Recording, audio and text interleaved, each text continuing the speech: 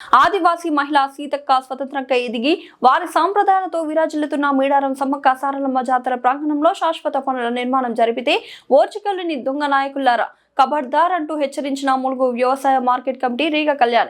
సీతక్క అంటేని గౌరవానికి ప్రతీక. ఆదివాసీ కుంభమేళను ఒంటి చేత్తో విజయవంతం చేస్తూ తన భుజాల మీద వేసుకుని మరీ అత్యంత ప్రతిష్టాత్మకంగా మేడారం జాతర నిర్వహిస్తుంటే ఓర్చుకెళ్లని నాయకులు, బీఆర్ఎస్ నాయకులు.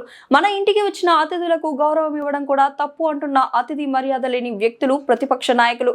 మన ఆదివాసీ జాతరకు సతీ సమేతంగా విచ్చేసిన తెలంగాణ రాష్ట్ర మంత్రి వర్గానికి గౌరవం ఇచ్చిన వ్యక్తి సీతక్క. గౌరవానికి, అవమానానికి తేడా తెలియని వ్యక్తులు కూడా సీతక్క గురించి మాట్లాడడమే. సీతక్క అధికారం కోసం కానీ, ఆదివాసీ అస్తిత్వం కోసం కానీ ఏనాడు రాజీ పడని వ్యక్తి. కొందరు వ్యక్తులు అధికారం కోసం అధికార పార్టీలో చేరి పదవులు అనుభవించి పదవులు పోయేసరికి సీతక్క గారిని విమర్శించడమే పనిగా పెట్టుకున్నారు.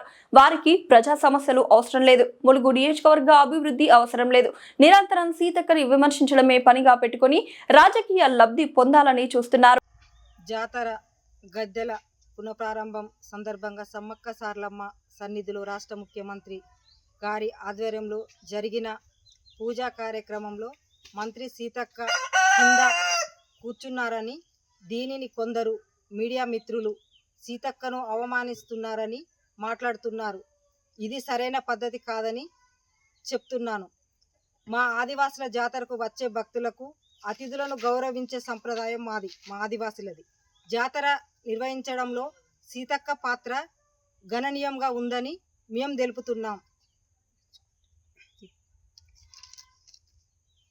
పూజా కార్యక్రమంలో కింద కూర్చున్న దాని చాకుగా చూపించి ఆదివాసీ ఆరాధ్య దైవమైన సమ్మక్క సారలమ్మ గుడి నిర్మాణం చూసి మతి స్థిమితం కోల్పోయి బీఆర్ఎస్ నాయకులు మంత్రి సీతక్కపై నిర్ధారమైన ఆరోపణలు చేస్తున్నారు.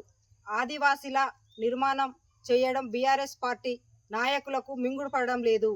బీఆర్ఎస్ నాయకులు సోషల్ మీడియా వేదికగా రీల్స్ లేదా నటిస్తున్న సీతక్క అని మాట్లాడడం అది సరికాదు. 10 ఏళ్ల బీఆర్ఎస్ పాలనలో అభివృద్ధి జరిగితే పల్లెల్లో దుమ్ము ధూళితో ఎలా రోడ్లున్నాయో అని మేము ప్రశ్నిస్తున్నాం ఆదివాసులము. ఈరోజు మేము మా సీతక్కైన మేము ఆదివాసులమైన మేము ఈరోజు మాకు చాలా గౌరవంగా మా రాష్ట్ర ముఖ్యమంత్రి వర్యులు మా సీతక్క అవుతుంది, మా ఇన్ఛార్జి మంత్రి పొంగులేటి శ్రీనివాస్ సార్ అవుతుంది, అందరూ కూడా మా మంత్రులు మా ఆదివాసీ మా సంస్కృతి సంప్రదాయాలు ప్రకారమే ఈరోజు మాకు గుడి నిర్వహించడం జరిగింది. మేము కూడా మా సీతక్క మేము కూడా అచ్చమైన ఆదివాసులం. మేము ఆదివాసులం అంటేనే మా సంప్రదాయాలు సంస్కృతులు ఉంటాయి. మేము గుడికి వెళ్ళినా కానీ మేము కింద కూర్చొని మేము పూజలు చేసుకుంటాం. మేము కుర్చీలలో కూర్చొని మేము దొరల పాలన కాదు, మా పాలన మా ఆదివాసులు, మా ప్రజాప్రభుత్వం, మా ప్రజాపాలన, మా కాంగ్రెస్ పార్టీ. బీఆర్ఎస్ నాయకులారా సోషల్ మీడియా నేను ఒకటి మిమ్మల్ని అడిగేది, మీరు గత ప్రభుత్వంలో 10 సంవత్సరాలు అధికారంలో ఉండి కనీసము పట్టించుకొని దాఖలు లేవు. ఈరోజు మా సీతక్క ఒంటి భుజం మీద జాతర మొత్తము కూడా ఒంటి భుజం మీద వేసుకొని మీద చేస్తుంది. మా సీతక్క నిన్న జరిగిన మీటింగ్లో మా ముఖ్యమంత్రి మా మంత్రులు అందరూ కూడా గౌరవ సభాధ్యక్షులుగా మా సీతక్కని ఆహ్వానించిండ్రు. మా సీతక్కకే వాళ్ళు మేడారం జాతరకు వచ్చి అతిథులుగా గౌరవించడం, మేము కింద కూర్చొనే పూజలు చేసుకుంటాం. మీరు ఖబర్దార్ బీఆర్ఎస్ నాయకులారా, ఇక నుంచైనా సీతక్క గురించి. సీతక్క గతంలో కరోనా టైంలో కరోనా వస్తే అది కూడా రీల్స్ పెట్టి రీల్స్ అని దాని రీల్సా రియల్ అనేది జనాల లోపలికి పోతే రీల్స్ పెట్టిందా రియల్ అనేది చెబుతారు. ఇప్పుడు మేము ఆదివాసులు అందరం మాకు అనుగుణంగా మా మేడారం జాతర మా సమ్మక్క సారలమ్మ సన్నిధిలో మాకు గౌరవంగా మా ముఖ్యమంత్రి సీఎం రేవంత్ రెడ్డి గారు మాకు 100 కోట్లు తెచ్చి మాకు ఇక్కడ నిధులు మా ఆదివాసుల సంస్కృతి సంప్రదాయాల ప్రకారమే ఈరోజు గుడి నిర్వహించడం జరిగింది.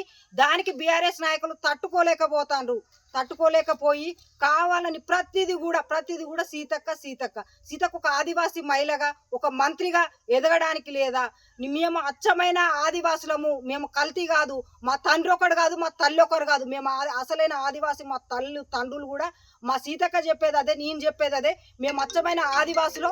మా ఆదివాసుల గురించి ఇక నుంచి మీ బీఆర్ఎస్ నాయకులారా సోషల్ మీడియాలో మీరు మాత్రం ఇంకోసారి మా గురించి ఆదివాసుల గురించి కించపరిచినట్టు మాట్లాడితే మాత్రం మిమ్మల్ని ఊర్లలోకి వస్తే తరిమి కొట్టడం ఖాయం. ఖబర్దార్ బీఆర్ఎస్ నాయకులారా.